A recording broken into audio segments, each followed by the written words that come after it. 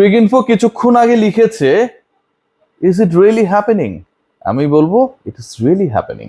অস্ট্রেলিয়ার মাটিতে বাংলাদেশ সব ঠিক থাকলে চতুর্থ দিনে, বাংলাদেশ সাধারণত কোনো টেস্টে ম্যাক্সিমাম টেস্টেই 5 দিন পর্যন্ত একটা সময় খেলতে পারতো না, সেই বদলে যাওয়া বাংলাদেশ গত 2 বছরে বদলে যাওয়া বাংলাদেশ 2024-এর পর থেকে যদি 26 পর্যন্ত রেখা টানা হয়, অস্ট্রেলিয়ার মাটিতে 4 দিনে সব ঠিক থাকলে ডারউইন টেস্টে হারিয়ে দিচ্ছে।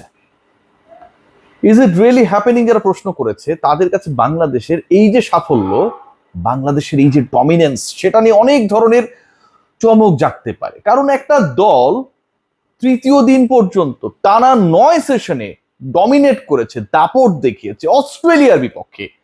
এইটা কি হইতে পারে পৃথিবীর কোন দেশ টেস্ট ক্রিকেটের ইতিহাসে অজিদের এগেনস্টে টানা 3 দিন 9 সেশনে 9টাতেই ডমিনেট করেছে? এরকম ইতিহাস কি কখনো হয়েছে? প্রতিদিনের সকালবেলা আমাদের প্রত্যাশা, প্রার্থনা তো হচ্ছে বাংলাদেশের জন্য যেন ফার্স্ট সেশনটা খুব ভালো হয়, খুব ভালো 1 ঘন্টা যেন বাংলাদেশ কাটাতে পারে। আর ক্রিকেটাররা মুচকি হাসে, কারণ তারা পুরো সেশনই পার করে দেয় অবলীলায়, প্রতিপক্ষের বোলার আর ফিল্ডারদের টায়ার্ড করে নিজেদের বেস্ট ডেলিভার করার মাধ্যমে বাংলাদেশের লিডকে 200 পার করে। যারা আমরা প্রার্থনা করেছিলাম, অপেক্ষায় ছিলাম বাংলাদেশ 200 রানের লিডটা পাবে কিনা, 153 থেকে 47 রানস অ্যাট লিস্ট অ্যাড করতে পারবেন কিনা Miraz and Hasan and the others, সকলের সেই প্রত্যাশা স্বপ্নের থেকেও দারুণভাবে পূরণ করেছেন বাংলাদেশের ব্যাটাররা, টেল অ্যান্ডাররা। বাংলাদেশ যখন বিরতিতে যায়, লাঞ্চে যায়, তখন মাত্র 2টা উইকেটের পতন হয়েছে, বাংলাদেশ অ্যাড করেছে আরো 67 রান। বাংলাদেশ যখন অল আউট হয়ে গেল, বাংলাদেশের স্কোরটা তখন 400 পেরোনো। বাংলাদেশ যখন অস্ট্রেলিয়াকে ব্যাট করতে নামালো, তখন বাংলাদেশের লিড, যে স্বপ্ন ছিল 200 হলে দারুণ হয়, 150 হলেও চলে, 228। সবকিছুই ঘটেছে।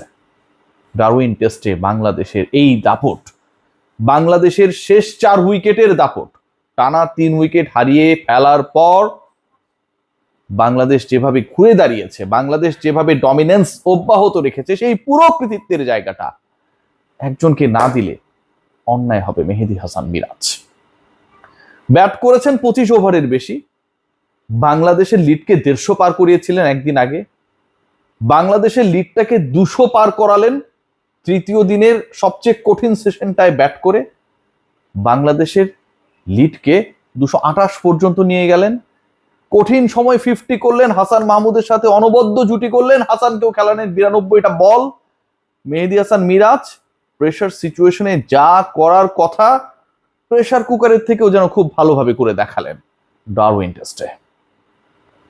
খেয়াল করে দেখবেন এই মেহেদী হাসান মিরাজ জাস্ট কদিন আগে ওয়ানডে ক্যাপ্টেন্সি হারিয়েছিলেন এবং তারপরে প্রস্তুতি ম্যাচে শতক হাঁকিয়েছিলেন। অনেকে মনে করেছিলেন সেটা অস্ট্রেলিয়ার তৃতীয় সারির দলের বিপক্ষে হতেই পারে।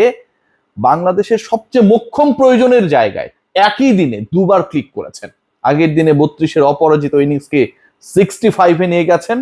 ওই বাংলাদেশের 400 পেরোনো স্কোরে তার যে মহানায়কোচিত ভূমিকা, অ্যাটলিস্ট থার্ড ডেতে স্টিভেন স্মিথকে যেভাবে করেন বোল্ড করেছেন, একই লাইনে বল করতে করতে যেভাবে বিভ্রান্ত করেছেন, যেভাবে বাংলাদেশের পথের কাঁটা, জয়ের কাঁটা হিসেবে আবির্ভূত হওয়া স্টিভেন স্মিথ গ্রিনের সাথে পার্টনারশিপ করে বাংলাদেশের সেই স্বপ্নকে চুরমার করে দেওয়ার একটা নাট্য রচনা করার প্রাক্কালে ছিলেন। মিরাজ সেই জায়গায়ও যেন তার সেই কৃতিত্ব দেখাতে ভুল করলেন না। ডারউইনের উইকেটে স্পিন কাজ করবে, স্পিন ধরবে, তাইজুল মিরাজরা ইফেক্টিভ হবে, কিন্তু স্মিথকে আউট করার যেই কৃতিত্ব, স্মিথকে ফেরানোর যেই স্বস্তি, যেই আনন্দ, বাংলাদেশ দলের অস্ট্রেলিয়াকে হারানোর পথে সবচেয়ে বড় অস্বস্তিকে দূর করার যে আনন্দ, সেই কাজটা করেছেন মেহেদী হাসান মিরাজ। তাইজুল ইসলাম দারুণ বল করেছেন, উইকেট পেয়েছেন, বোল্ড করেছেন, তবে হাসান মাহমুদের আলোচনাটা একটু আলাদাভাবে করতেই হবে। আগের ইনিংসে 55 রানে 6 উইকেট, অস্ট্রেলিয়ার মাটিতে বাংলাদেশের কোনো পেসারের, কোনো বোলারের যে কোনো ফরম্যাটে প্রথম 5 যেদিন তিনি পেলেন, ঠিক সেদিন অস্ট্রেলিয়া 200 করতে পারলো না। আর যখন অস্ট্রেলিয়ার মাটিতে বাংলাদেশ জয়ের স্বপ্ন দেখছে, সুবাস পাচ্ছে, বাংলাদেশের বোলিং ডিপার্টমেন্টের উপর সারা বাংলাদেশ এবং অস্ট্রেলিয়া যারা খেলাটা দেখতে গেছেন, একটু পর পর চিৎকার করে হর্ষধ্বনিতে বাংলাদেশকে সাপোর্ট করছিলেন, তাদের সেই স্বপ্নে হাসান মাহমুদ আমার কাছে মনে হয় যে একজন স্বপ্নবাজ নায়ক। আগের দিন যেভাবে যা করেছিলেন সেটা repetition again and again. Hasan Mahmud again আগের দিনে প্রথম ব্রেক থ্রো এনেছিলেন, এগেইন আজকে সেটা করলেন। আগের দিন দুই ওপেনার ওয়াদারওয়েল্ড অ্যান্ড ট্রাভিস হেডকে আউট করেছিলেন, আজকেও সেটা করলেন। মাহমুদের অপেক্ষা আর মাত্র সেই সময়ের, সেই মুহূর্তের যখন অস্ট্রেলিয়ার মাটিতে বাংলাদেশের কোনো অথবা বাংলাদেশের প্রথম বোলার হিসেবে ফাইফার মারা হাসান মাহমুদ 10 উইকেট নেয়ার কৃতিত্বটাও করে ফেলবেন।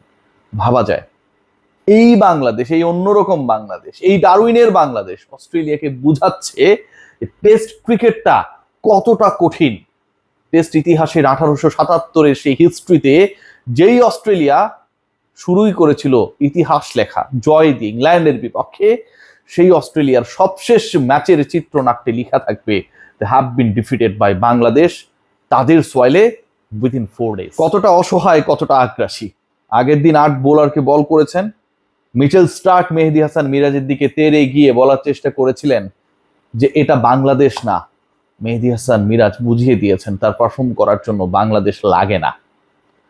আজকে যখন অস্ট্রেলীয়রা ফিল্ডিং করছিল, বাংলাদেশি ব্যাটিং ডিপার্টমেন্ট যখন তাদের খাটাচ্ছিলেন মাঠে, ঠিক তখন স্কোয়ার লেগ ফাইন লেগে বডিতে বল করে বাধ্য করে যেন আউট করা যায়, পুল করতে গিয়ে যেন ট্র্যাপড হন বাংলাদেশি ব্যাটাররা, 3 জন ফিল্ডার রেখে দিল।